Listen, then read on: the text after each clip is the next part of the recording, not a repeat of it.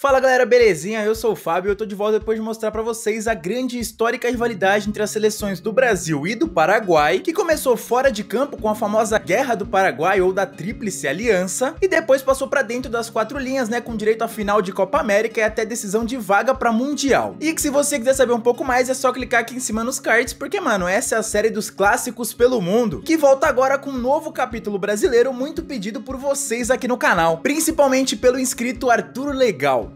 Mas antes de qualquer coisa, já sabe, deixa o like maroto aqui embaixo, marca seu amigo que curte o tema e se inscreve no canal pra gente chegar logo o quanto antes a nova meta, que é de 20 mil inscritos. Que estamos chegando, velho, estamos quase batendo 16. Sem esquecer, é claro, de curtir a página lá no Facebook, tem novidade quase todo dia e, mano, é rapidinho, que o vídeo aqui vai pra lá, deixa seu like, tamo junto e também segue a gente no perfil novo do Instagram.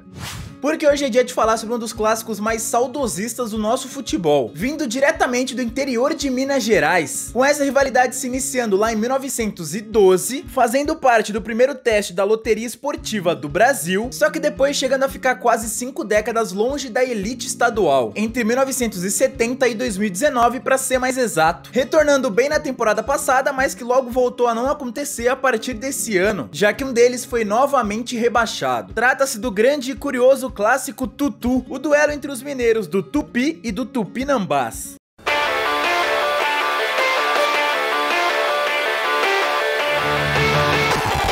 Antes de começar, eu só queria dizer que como hoje foi dia de eleição em algumas cidades aqui do Brasil, inclusive em São Paulo, que é onde eu moro, eu espero que você tenha seguido todos os protocolos de saúde e votado com consciência. Até porque o capítulo de hoje é eleito por muitos como o mais saudosista do nosso futebol, vindo diretamente do interior mineiro, lá na cidade onde nenhum árbitro é bem-vindo. Afinal, o juiz fica de fora.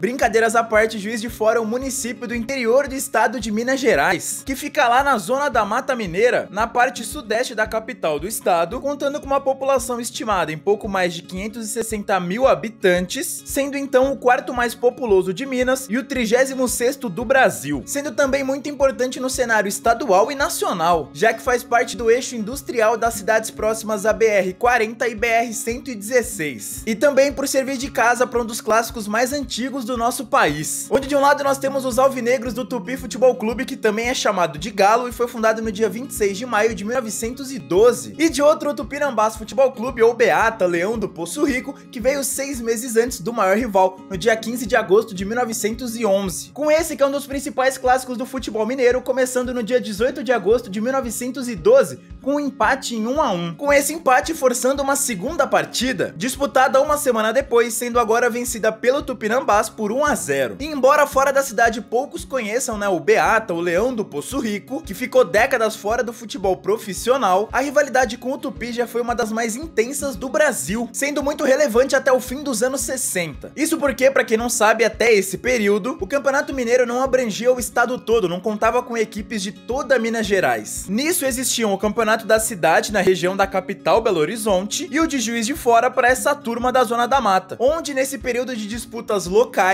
o Tupinambás foi o maior vencedor da fase amadora e o Tupi o maior campeão na fase profissional. Algumas informações daqui foram tiradas de conteúdos publicados pelo jornalista mineiro Ricardo Correia. Até que veio o grande confronto de 1970, o último deles na elite mineira, que foi tão importante que até fez parte da loteria esportiva especial, com os maiores clássicos do país. E como era grande novidade para os brasileiros na época, vários palpites ao redor do Brasil foram feitos, incluindo de alguns ícones do nosso futebol, como o Rei Pelé e o então técnico da seleção brasileira, Zagallo, que meses mais tarde conquistariam o tri mundial lá no México. E curiosamente os dois expuseram opiniões opostas nesse clássico, registradas também numa edição especial do Diário Mercantil, onde enquanto o Rei optou pelo Beata, o Zagallo ficou com o Galo. Muitos dizem que ele fez essa escolha porque o Galo no jogo do bicho é representado pelo número 13. Mas sobre esse duelo especial disputado em abril de 1970, eu vou falar melhor daqui a pouco. Depois disso, infelizmente, o Tupinambás acabou caindo de divisão e abandonou o futebol profissional pela primeira vez. Foi quando o clássico sofreu a sua primeira grande pausa, retornando apenas em 1983 na segunda divisão estadual, quando o Leão do Poço Rico retornou à modalidade para disputar o módulo 2 mineiro, onde estava o próprio Tupi, onde lá 3 partidas foram disputadas, com eles caindo no mesmo grupo da fase fase inicial, empatando em 0 a 0 e avançando juntos, com o Galo levando a melhor na fase seguinte, vencendo os 2 turnos, por 1 a 0 e 2 a 0, com o clube chegando à fase final e sendo grande campeão, retornando assim à elite, enquanto o Tupinambás abandonou o futebol profissional mais uma vez, que só voltou ao futebol por conta de um torneio amistoso realizado pela prefeitura da cidade, abraçando a ideia do jornalista Márcio Guerra, no chamado Ingresso Colorido, torneio quadrangular disputado justamente em homenagem ao aniversário da cidade, com a finalidade de saber qual era a maior torcida da região. Com isso, os torcedores do Tupinambás compravam ingressos na cor vermelha, os do Sport, terceiro clube da região, na cor verde e os do Tupi na cor preta, com o torneio também contando com a participação do Olympique de Barbacena. E vendo o Galo vencer o torneio nas penalidades, enquanto o Leão venceu a disputa da maior torcida. Foi quando em 92, pouco depois da criação do Paraná lá no sul do país, após a fusão de algumas equipes, o então presidente do Sport, Júlio Gasparetti, convidou alguns profissionais da cidade, juntou Tupi, Tupinambás, a prefeitura e também a Universidade Federal de Juiz de Fora, e iniciou o trabalho de formação de uma única equipe que representaria a cidade nos campeonatos profissionais. Nascia então a Cooperativa Manchester de Futebol Profissional, nome escolhido pelo fato de Juiz de Fora já ter sido chamada um dia de Manchester Mineira, por sua vocação industrial e algumas semelhanças estruturais da cidade, como alguns de seus prédios construídos com tijolos vermelhos, assim como as construções típicas da cidade inglesa e tudo mais. Sendo que o novo clube até começou bem, nascendo em 1994 e já ficando na segunda colocação da Série B do Campeonato Mineiro, disputando logo no ano seguinte a Série A do estadual, só que depois não rendendo o esperado, sendo rebaixado e terminando suas atividades logo em 96. Depois disso, o clássico ainda voltou a acontecer no ano de 2004, em uma competição já extinta e sem grande importância assim, o Campeonato Panorama de Futebol Regional, onde o Tupi jogou com a base e o Tupinambás foi com um time amador, com o Beata terminando como grande vencedor, mas só retornando ao futebol profissional de fato 3 temporadas depois, lá em 2007, quando tentou, sem sucesso, obter uma vaga para o módulo 2 do Campeonato Mineiro, equivalente à segunda divisão, contando ainda com o experiente atacante Euler, o filho do vento, durante essa empreitada, mas ficando na 8ª colocação, perdendo a vaga para o acesso na última rodada, com uma derrota para o Poços de Caldas por 1 a 0 fora de casa. Foi quando o clube passou mais um tempinho fora dos holofotes, retornando somente em 2016 graças à venda do lateral Danilo para o Real Madrid. E para quem não sabe, o Tupinambás foi o primeiro clube dele, que depois passou pela base do América e foi fazer história no Santos, ao lado de ninguém menos que o menino Neymar. Enquanto isso, o Tupi permanecia fazendo frente aos grandes na elite estadual, principalmente depois do acesso e do título da segundona em 2001, conquistando nesse meio tempo 4 taças de campeão do interior mineiro, dada oficialmente ao clube de melhor campanha no geral, exceto as equipes da capital Belo Horizonte, e em 2011 faturando a única taça nacional do interior do estado, o Campeonato Brasileiro da Série D, batendo o Santa Cruz de Pernambuco com 2 vitórias na grande final.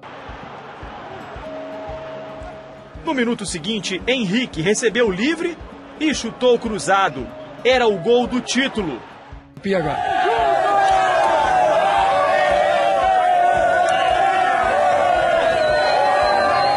Com o clássico Tutu voltando oficialmente a acontecer na elite mineira, 49 anos depois daquele grande confronto de 1970. Tudo graças ao tão aguardado retorno do Beata, após o vice da Série B para o Guarani de Divinópolis. Só que sobre esse jogo eu também vou falar melhor já já, mas logo com o clássico sofrendo outra pausa, já que agora o rebaixado nesse mineiro de 2019 foi o Tupi. Ao menos ele voltará a acontecer logo no ano que vem, né? Já que o Galo não subiu, ficando em sexto na segundona a 3 pontos do acesso, enquanto que o Tupinambás foi novamente rebaixado, agora terminando na lanterninha da Série A, com apenas 3 pontos somados e nenhuma vitória conquistada. Por isso agora eu quero saber de você, quando que o clássico vai voltar a acontecer com certa regularidade na elite? E quem vai levar melhor nos confrontos do ano que vem? Deixe sua resposta aqui nos comentários.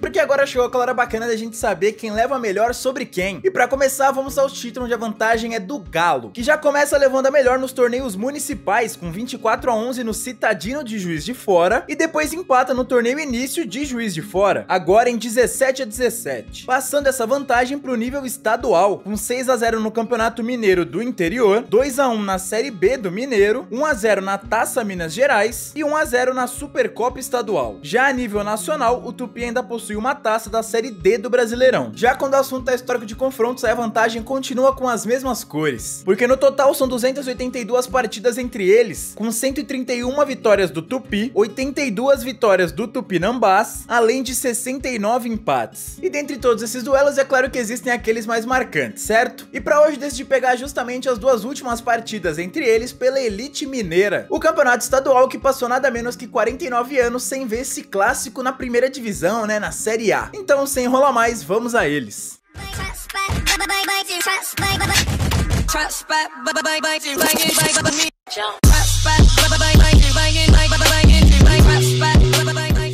E o primeiro jogo marcante de hoje foi da gente voltar um pouco no tempo, lá para a primeira fase do Campeonato Mineiro de 1970, em um clássico que fez parte do primeiro teste da Loteria Esportiva do Brasil e contou com a aposta de ícones do nosso futebol, como ninguém menos que o Rei Pelé e o então técnico da seleção brasileira, Zagallo. Com o duelo em questão acontecendo na fase inicial da competição, que ainda não contava com os grandes times de Belo Horizonte. Era uma etapa classificatória onde os dois caíram no grupo B, ao lado de equipes como Sport, Democrata, Nacional e por aí vai. Com o clássico colocando frente a frente um Tupinambás bem tranquilo, diante de um Tupi bastante pressionado, já que ele tinha começado a competição de uma forma um tanto quanto inconsistente. E demitindo o técnico Arizona pouco antes desse duelo, contratando o ex-jogador Francinha para assumir o comando. Só que aí nada como uma vitória diante do maior rival, né? E ela veio por 2-0 com 2 gols do zagueiro Jair. Depois disso, o Galo se recuperou na competição, voltou a vencer as partidas e terminou com nada menos que 15 pontos, avançando à fase seguinte pelo confuso critério da média judiciosa, que somava os pontos ganhos em campo por rendimento, terminando depois na 11ª colocação geral da competição, enquanto o Tupinambás foi o lanterna do grupo B com apenas 5 pontinhos e acabou sendo rebaixado, permanecendo na segundona por bastante tempo.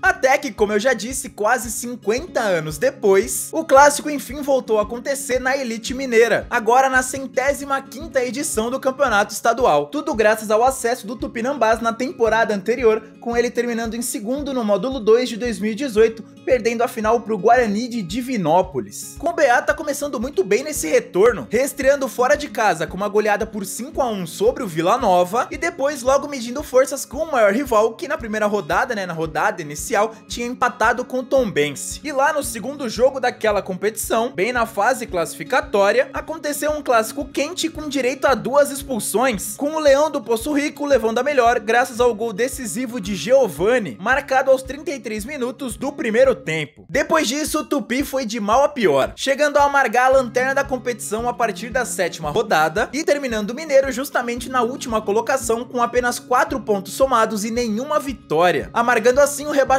ao módulo 2, que é a 2ª divisão mineira, onde permanecerá ao menos até a próxima temporada, já que nesse ano o clube acabou não subindo. O Tupinambás, por sua vez, ficou em 8º e chegou às quartas de final, onde acabou sendo eliminado para o futuro vice-campeão Atlético Mineiro.